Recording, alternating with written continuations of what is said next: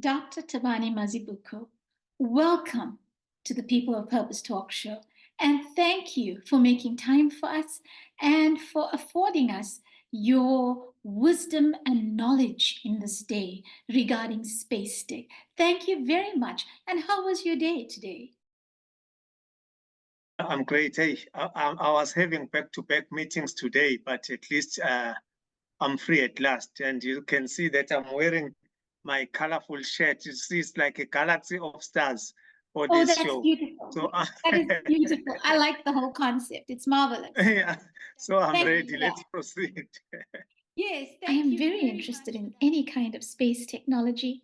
I was told many years ago that the digital tools of my trade stem from space tech. I would think that would be space imaging technology. Therefore, I am fascinated by space innovation and technology in the world, but especially in our country. Thabani, you've also merged space tech with sustainability. And that is quite remarkable. Mazibuko, you are the chairperson of the South African Space Technology for Sustainable Development. Would you like to tell me more about that? For now, I will explain that, yes, I'm the chairperson of Space Technology, South African Space Technology for Sustainable Development Foundation. That is an NPO focusing on facilitating space programs, particularly the SDG4, Sustainable Development Goals number 4, which is quality education, in alignment with other legislations and policies like your National Development Plan, the Sendai Framework 2030, the Space Treaties, the district development model. So we are the member of Ilembe Chamber of Commerce, Industry and Tourism. We are an African 2020 Space Tech Challenge finalist group, the group on Earth observation. That's marvelous. It's a lot of work around all of this. And all this is developed around space technology. I'm totally impressed. Wow. Yes. That is a big wow. Tell me more about that. What is the SA Space Tech Foundation and what is the focus of its programs?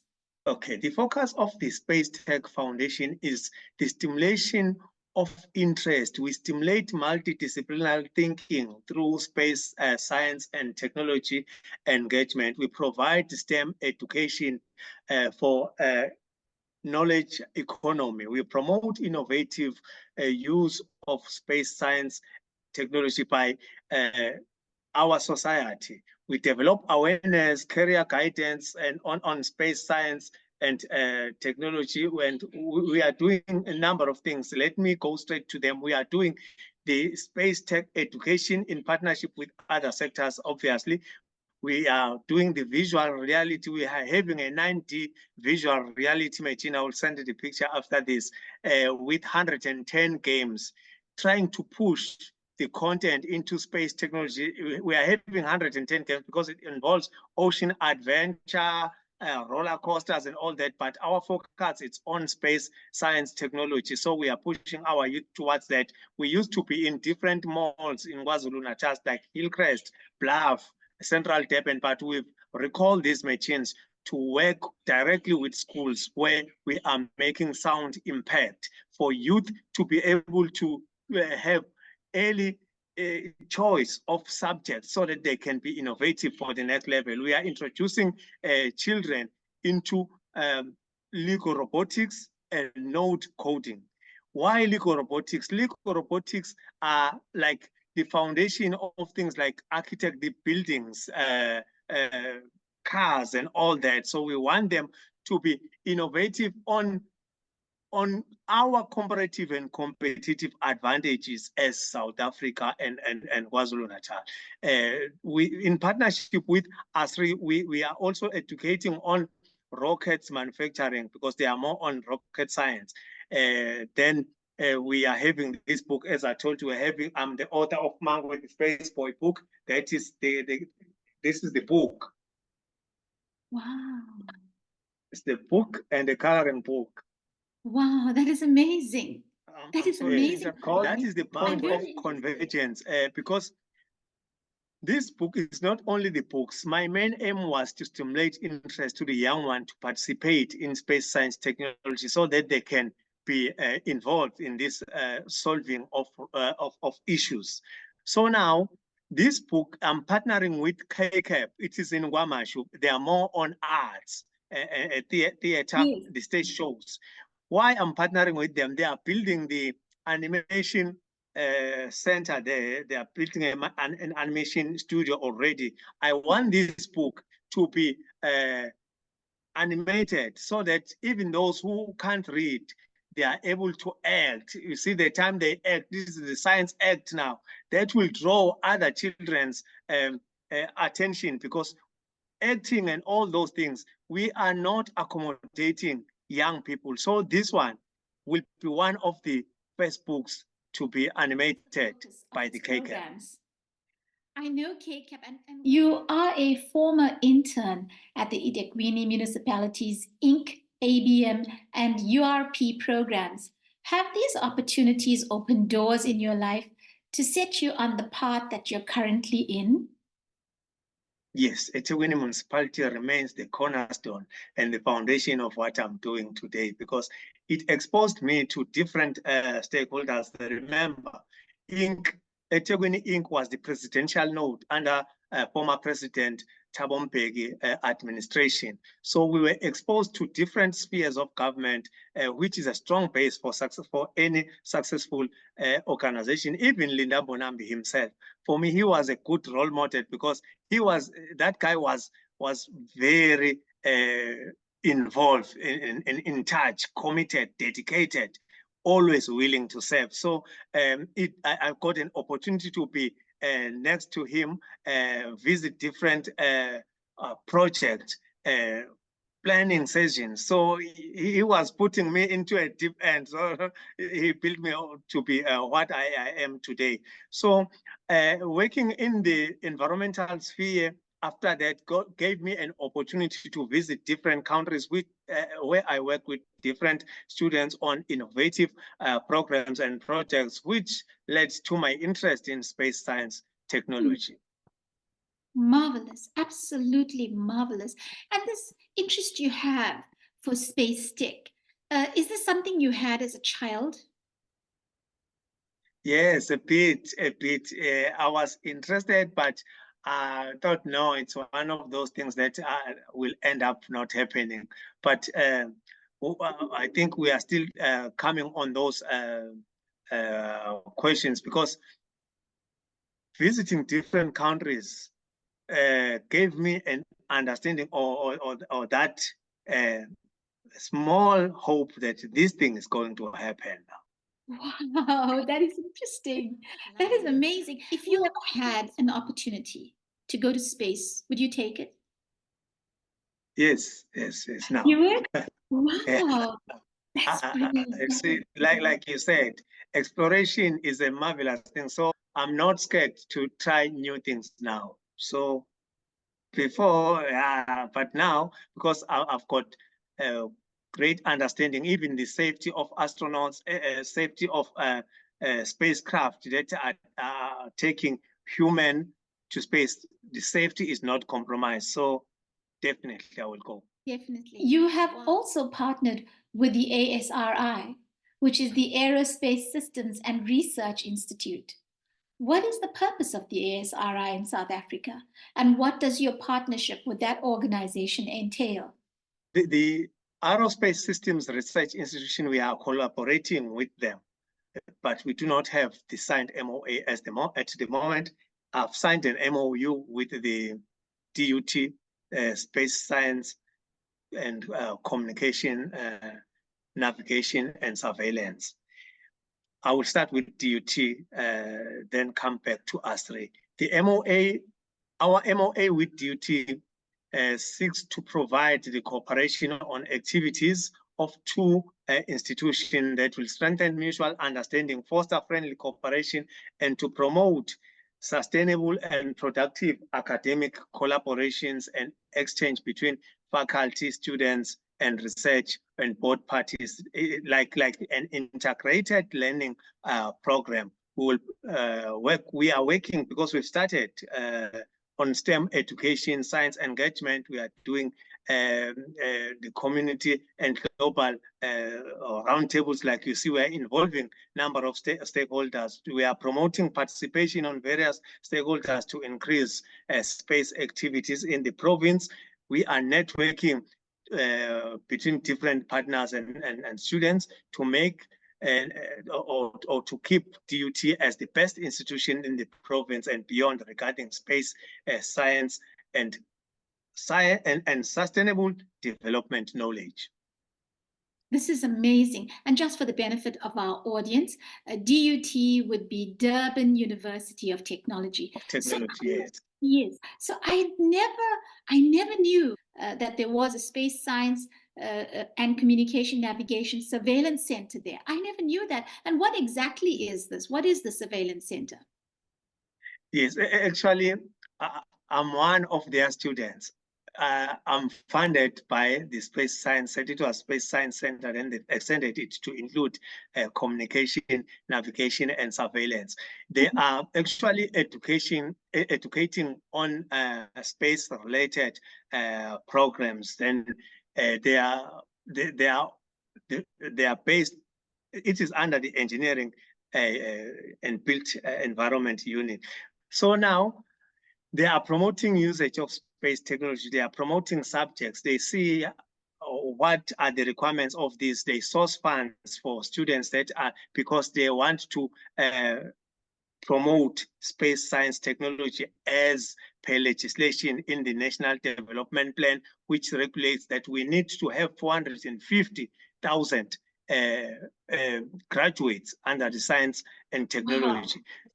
Including the Sendai frameworks and all other frameworks that I've highlighted earlier on. So they are responsive actually towards those policies and legislations.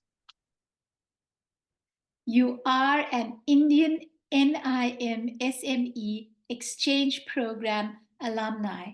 Can you tell me more about that program and of your experiences in India? That program, I'm happy. That's why I'm laughing before you end even your question.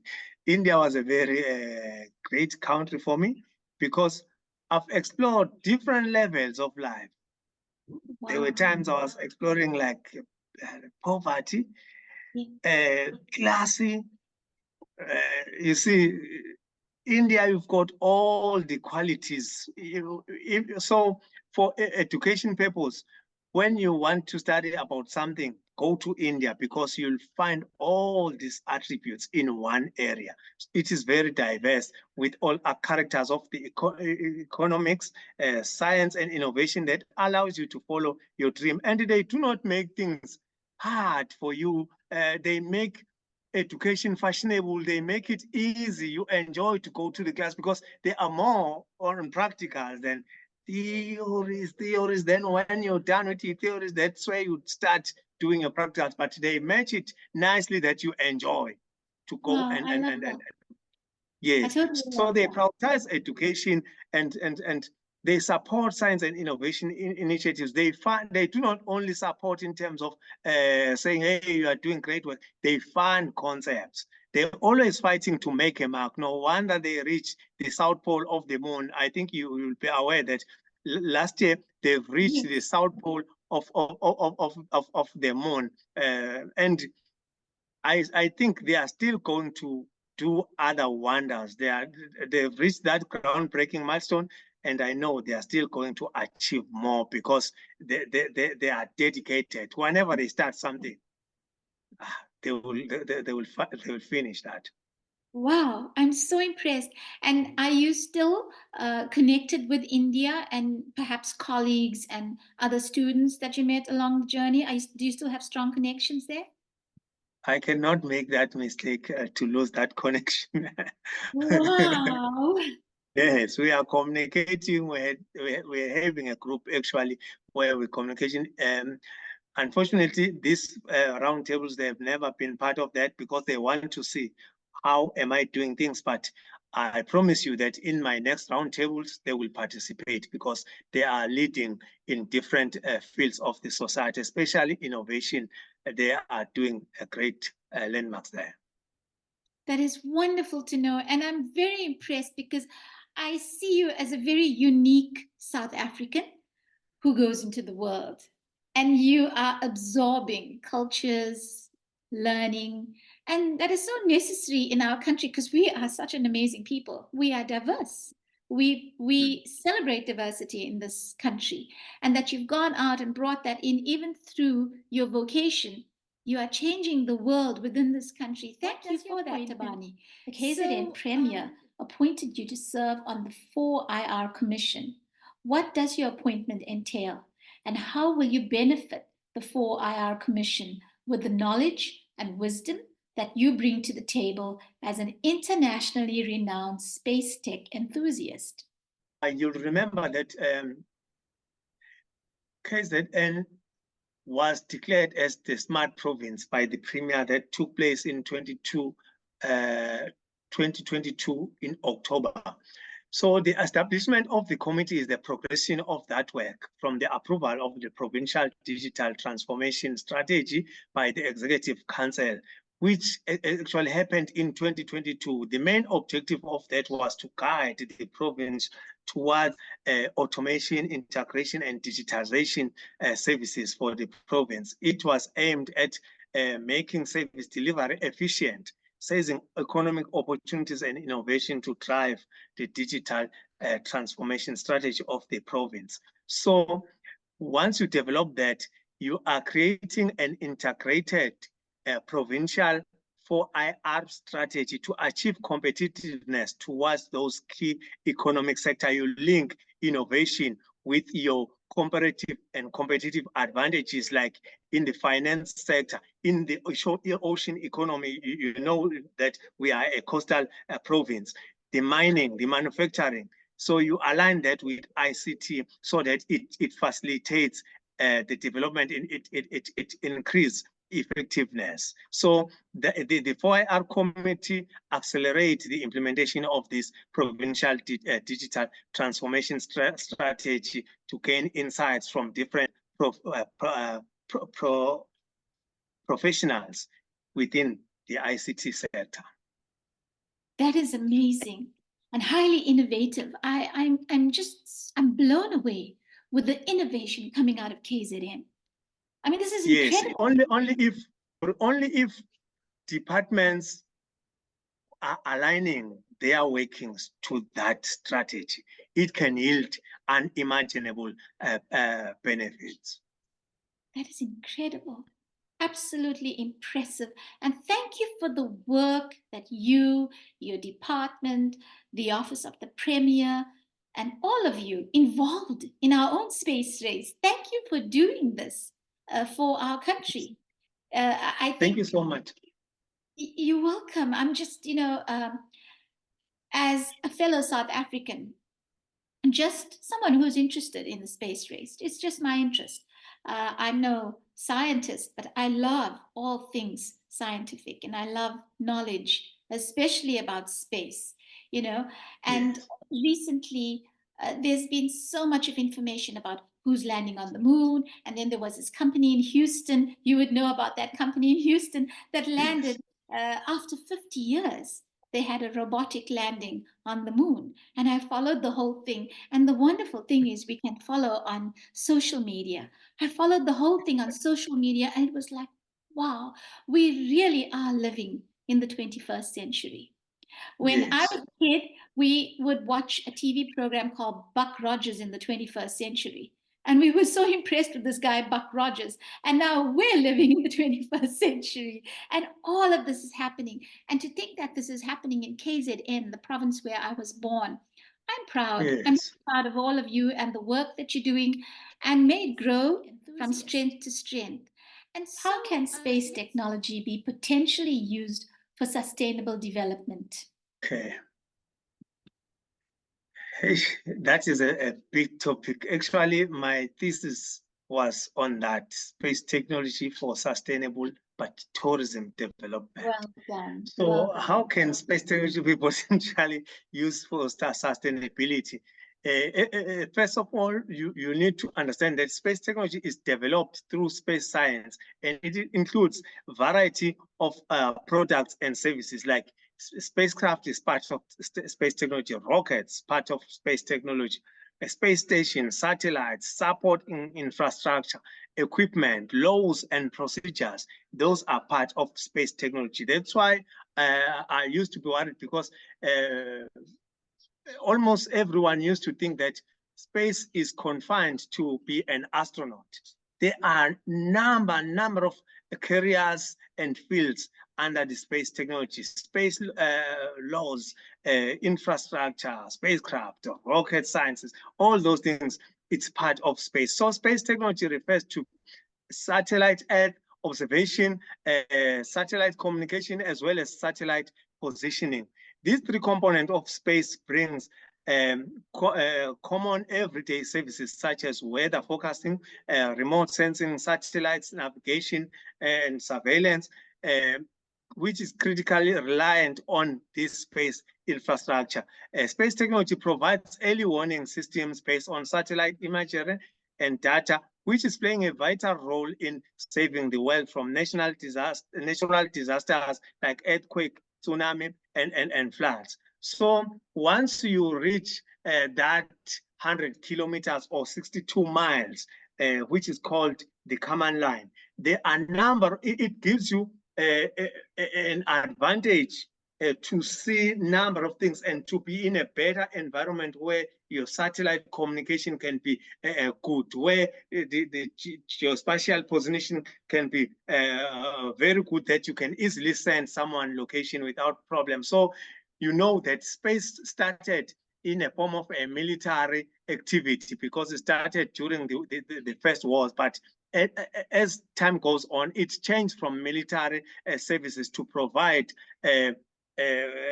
societal benefits. That's why now everything, the experiments in terms of agriculture, dam levels, connections, demarcations, to assess impact of floods, fire, and all those things. It's reliant on space technology. So I'm happy with the first people who changed the mission. I'm worried that like the current wars now, they are going back using rockets for military, for war, and all those things. It's unnecessary. Let us use space technology to come up with solutions, because we are faced with a number of socio-economic challenges. Let us use space technology to respond to those socio-economic challenges, like in terms of food security and other key things. Marvelous, marvelous. That is so inspiring. Very, very, very inspiring. And I think the more you spread this awareness, because that's what we require here, we require a sense of awareness, and we need to get this to all of the young minds in our country. Every child in South Africa should have access to this information that you're sharing with me today, and should have the ability to at least explore themselves and find out how they can fit into it if they are so inclined. And I would be amazed. I think it would be amazing what we would discover in the next 30 years if we start spreading this knowledge, because I think we will have a boom here. We will have a boom. That's true. I believe that. That's true, because you see, some people used to say, when I share this, they said, no, there's nothing like that. The sky, there is heaven. You see, once we start refusing to enter into an innovation or technology sphere, other countries are not on Earth missions now, they are on Mars missions, they are on Moon missions, you see, and what if they discover minerals in this? We will get this in a very exorbitant amount. We need to start exploring. We need to start having our launching programs. We need to go beyond the command line and deploy our own satellite and do our own experiments, come up with solutions to this counter. We have our own satellite. We used to have the Sumbandila that used to assist us in that information. And in 2021, we used SpaceX. 2021 January, we used SpaceX Falcon 9 to dispose 3 of our satellites in South Africa. But let us have the launching infrastructure. Let us have rockets. Let us have the spacecraft where other countries can give us that opportunity to launch that. In whole Africa, there is no rockets that are launching satellites. Just imagine the amount that you can make when we're starting to be a launching hub for different spacecraft and satellites for different countries to take experiment, maybe to take them to the International Space Station. You see, we can be a well-off country. And I'm happy that you've touched the issue of ASRI, the Aerospace Systems and Research Institution, earlier on, because that kind of an organization, it is under UKZN, the Faculty of Engineering. It's a key it's a key institution that is designed to manufacture and test rockets, propulsion system, with the research engineers conducting work on aerospace and related projects of funders and clients. You will remember that UKZN, it was called ASREC by then. It is now called ASRI. It partnered with Cape Peninsula University of Technology, and they launched a rocket which was a groundbreaking because it went up to 18 kilometers. So if we can build on initiatives like that, those are the things that we can build up, and we set rockets that can be launched into space one day. So I wish people can partner with that, because one of their aims is to become a global center of excellence in aerospace propulsion, research and development. So I was supporting what you're saying, that we already have village innovations. We have academia innovation. If government can fund those people, then we collaborate, we can do wonders. I think so. What is the International Space Science Technology Roundtable? This roundtable actually is a meeting in a form of academic corporate discussions where participants in both private and public sectors gather in a roundtable to explore and exchange ideas on different space topics. I started by involving people like in the science engagement before, but now it has grown. Like last time we had 3 major companies in Cape Town, the Simera Sense, we had Space Cube, we had New Space Systems. Those companies are taking components. They are supplying NASA with space-related components. So how can we, government, work with those commercial companies to build capacity of South Africa? These are kind of topics where we used to set so that we can identify areas of convergence and we start working together. The intention is practical measures and interventions to be taken in ensuring that the digital leadership of the digital skilling program in the country, this will provide an opportunity to showcase the interesting imaging technologies required for future work as well. It was on the 18th of April. We had credible people who participated in that panel. Part of them was Steve Sherman. Steve Sherman is in the Western Cape. Steve Sherman has brought a number of astronauts to South Africa and just taken a number of children to NASA space science centers and simulators. That is playing a key role in stimulating interest. Dr. Derek Fish, who is in Richards Bay as well, has already hosted astronauts there. He used to have like 400 children per day. We had Pedro from Brazil.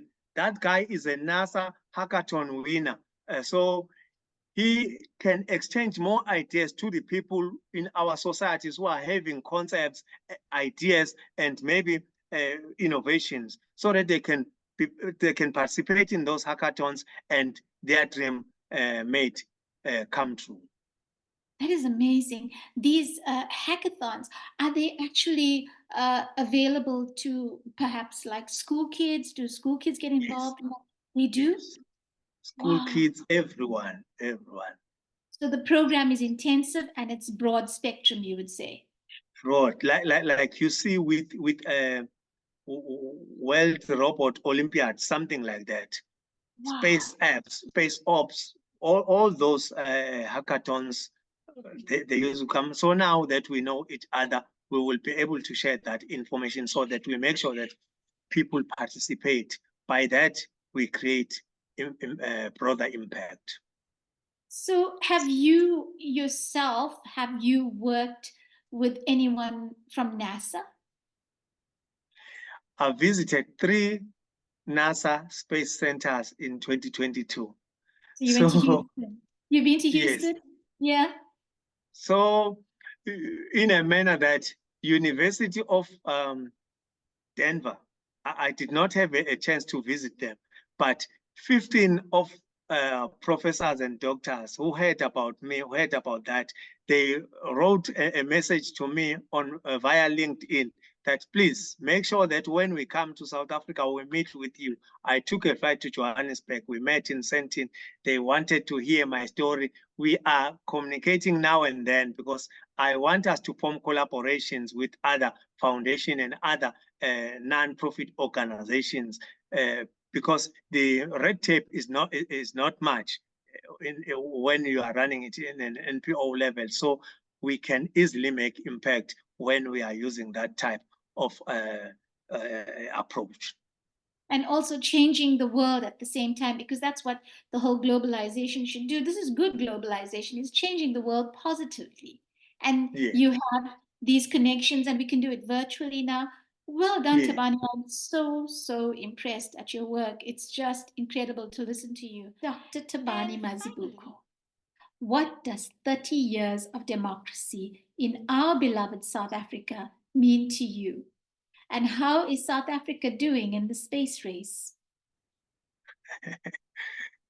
Yeah, 30 years of democracy means a lot to me because we are having one of the good or best constitutions where it allowed us global movement. We are having global appealing policies. If I want to partner with someone in the US, it is easy. We have good relations. We've got consular generals in our cities. We have embassies that are open to our communication.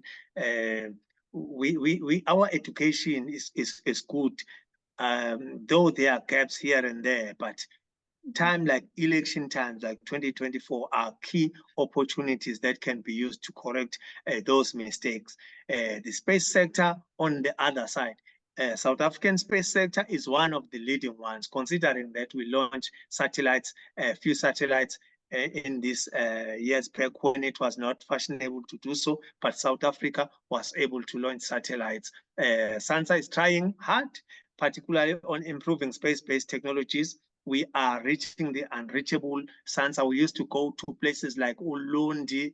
We are used to visit rural areas with SANSA science engagement. So that is showing their commitments towards developing South Africans to participate in the space science technologies. If you can look, organization like Sarao is hosting the biggest telescope that is launching in partnership jointly with the Australian government. So that will create so much opportunity for South African. The build of the space weather center in Hermanus in Cape Town was also great milestone of that kind in Africa. So I think there is a lot that South Africa has done. There are mistakes. They need to address that mistake. As I said earlier on, I will be happy if SANSA or other leading organization can open up partnership. We can get its CSIs companies. We can launch our own satellites. We can launch our own rockets. We can have our own spacecraft. We can explore. We can have our robots and helicopters that can get all this kind of information. And we need to host big space conferences and symposiums so that can draw attention of the world instead of space benefits, but spin-offs like tourism. agriculture, and other partnerships can be formed out of that merge. Dr. Thabani Mazibuko, what a conversation we've had. It's amazing. Thank you very, very much. It's just Thank you. phenomenal. I could spend hours and hours and hours and hours talking to you and asking you many questions, but I know you're a very busy man and you need to leave. Dr. Thabani Mazibuko, thank you very much for joining us on the People of Purpose talk show today. It has indeed been insightful and a huge honor to have someone of your caliber come on the show to discuss space technology with us in South Africa. It's fascinating to hear what's going on in the country right now regarding even the space race. I am sure that you have informed many of our viewers around the country, if not the world, that we have major innovation going on right now. Thank you very much for that. It is much appreciated. God bless you for coming onto the show, and thank you again. Thank you to our viewers and our audience around the world and here in South Africa. And to my fellow South Africans, happy 30-year democracy. Let's turn the next 30 years into another miracle. Let's do it, everybody. Let's do this together. Thank you and God bless.